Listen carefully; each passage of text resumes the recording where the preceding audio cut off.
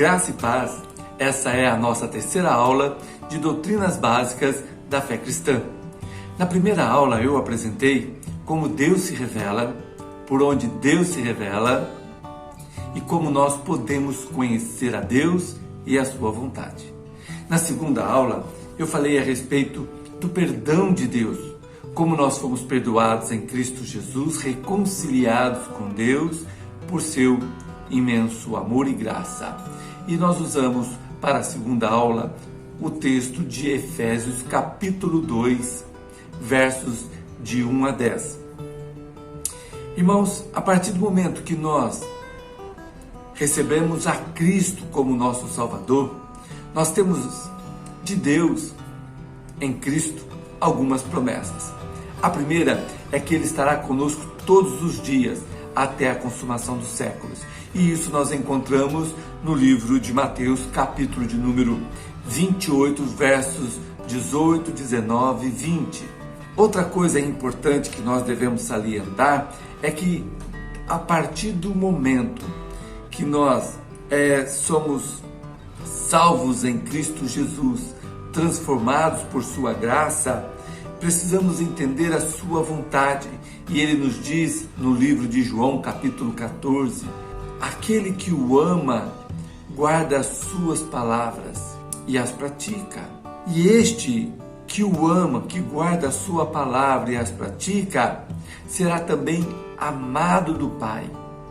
E o Senhor Jesus ainda diz: e eu o amarei e virei para ele e me manifestarei a ele. Nós vemos nessas duas passagens de Mateus 28, dos versos 18 ao 20, que ele está conosco, e no livro de João, capítulo 14, verso 21, que é importante obedecer aquilo que ele nos ensina e fazer conforme a sua vontade. É importante atentarmos para isso. Quando nós recebemos a Cristo como Salvador, praticamos o que nos ensina a sua palavra, é natural que se produza frutos do Espírito Santo de Deus, que é longanimidade, bondade, alegria, temperança, mansidão, domínio próprio e muitos outros que nós encontramos no livro de Gálatas, capítulo de número 5, dos versos 21 e 22. E é importante também que o contrário disso, conforme nós lemos capítulo 5, versos 16 e 17 e 18, que os frutos da carne, as obras da carne, nós precisamos dizer não a estas obras para que elas não tenham domínio sobre nós, que é avareza, prostituição, mentira, glutonaria, idolatria. E estes são os frutos da carne pelos quais vem sobre nós a ira de Deus. Então é importante você entender que a sua vida transformada em Cristo deve ter a certeza de que Ele está contigo, que você está praticando a sua palavra, lutando contra os desejos da carne e manifestando os frutos do Espírito. Hoje, em nossa terceira aula, nós vamos falar sobre justificação. As palavras justo e justificação, conforme eu já falei na aula passada, são encontradas dezenas de vezes na Bíblia. O ato que leva um pecador a se tornar justo chama-se justificação. Quando o pecador reconhece o seu pecado, arrepende sinceramente e pela fé aceita a salvação oferecida em Jesus Cristo, opera-se nele a justificação, isto é, a graça de Cristo o torna justo, aceitável aos olhos de Deus. Conforme a aula de número 2, eu expliquei que a nossa salvação, ela é meritória, mas não meritória por aquilo que nós fizemos, ou fazemos, ou faremos, mas por aquilo que Cristo fez, pois sendo Ele justo, tomou o nosso lugar, nos substituindo na morte. Na realidade, a Bíblia nos revela que nós já estamos mortos em nossos delitos e pecados. A justificação, ela é forense. É como se nós estivéssemos no tribunal e nós agora, de acordo com aquilo que foi determinado no Éden, nós em Adão fomos condenados. Tanto Adão quanto todo descendente de Adão está condenado por causa do pecado. Conforme Paulo escreve em Romanos capítulo 5, ele fala justamente a respeito de que por um só homem entrou o pecado no mundo, a saber, Adão. Por um só homem também foi retirado o pecado no mundo. Por causa de Adão, todos nós estávamos condenados. Nós não poderíamos jamais agradar a Deus, porque o pecado que opera em nós nos faz inimigos de Deus. Mas Cristo Jesus, sendo justo, não tendo nele pecado algum, pois ele não foi concebido da carne do homem, no sentido de que ele foi concebido pelo Espírito Santo de Deus, logo o pecado da desobediência e a morte que estava sobre o homem não veio sobre Cristo. Cristo, sendo justo, não tendo nele pecado algum, ele foi fiel a Deus em todas as suas obras, em toda a sua vida, de maneira que, como ele mesmo disse, que o príncipe deste século nada tinha nele, nada que o questionasse, nada que viesse a exigir dele por ser ele também pecado. Não, ele era o Filho de Deus, conforme prometido, nele não havia pecado, morrendo injustamente, mas tomando sobre si a culpa que convinha a nós. Ele satisfez a justiça de Deus e a sua justiça passou a todos quanto o receberam. Então Paulo vai escrever que nós nos despimos do velho homem e revestimos do novo que se renova para a vida eterna.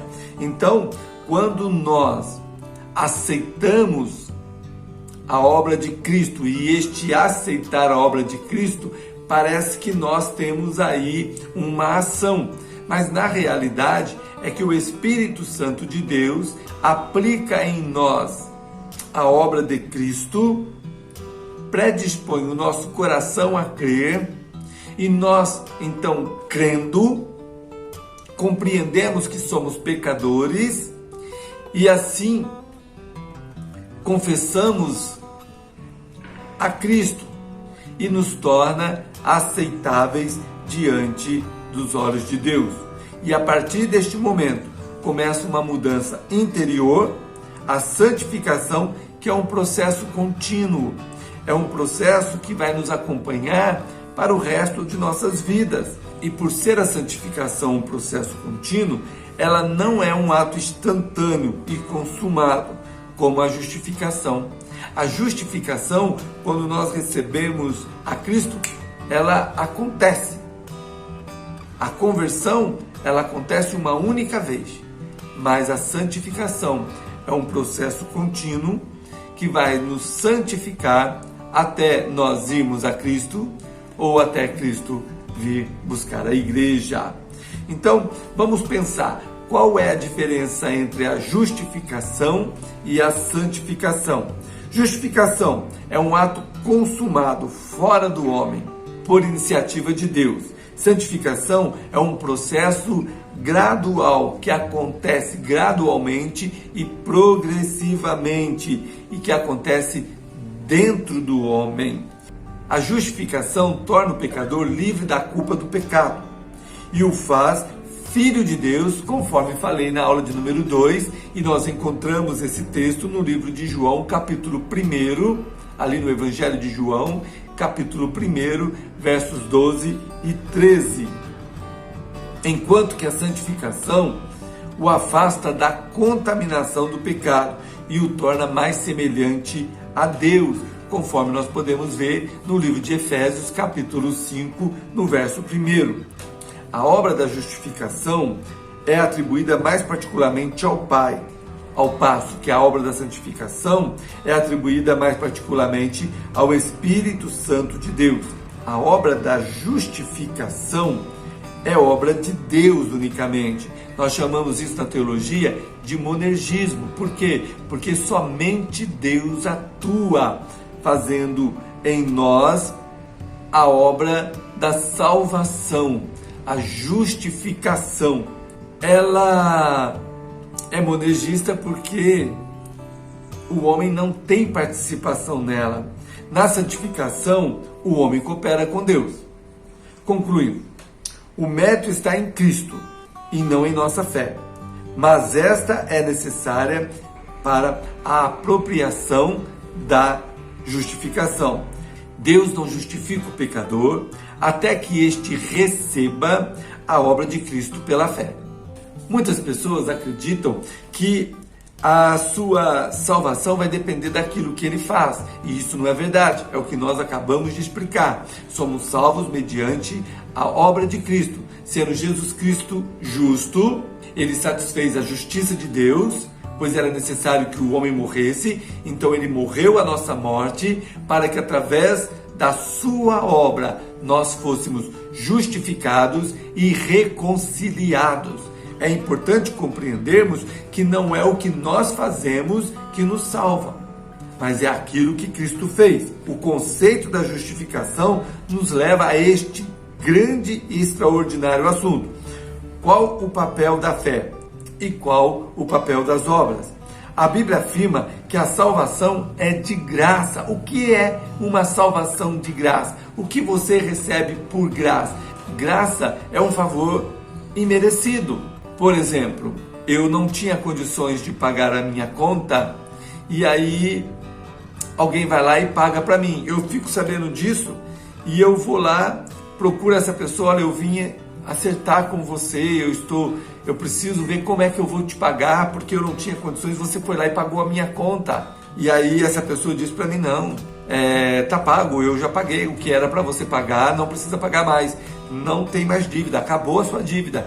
Não, mas não pode ser assim, eu tenho que acertar com você, mas você não tem condições para acertar comigo. Esquece, tá pago, foi pago, a tua dívida foi pago. Mas eu não mereço que você faça isso por mim. Isso mesmo, é graça. Está pago. Cristo, ele assumiu o nosso lugar.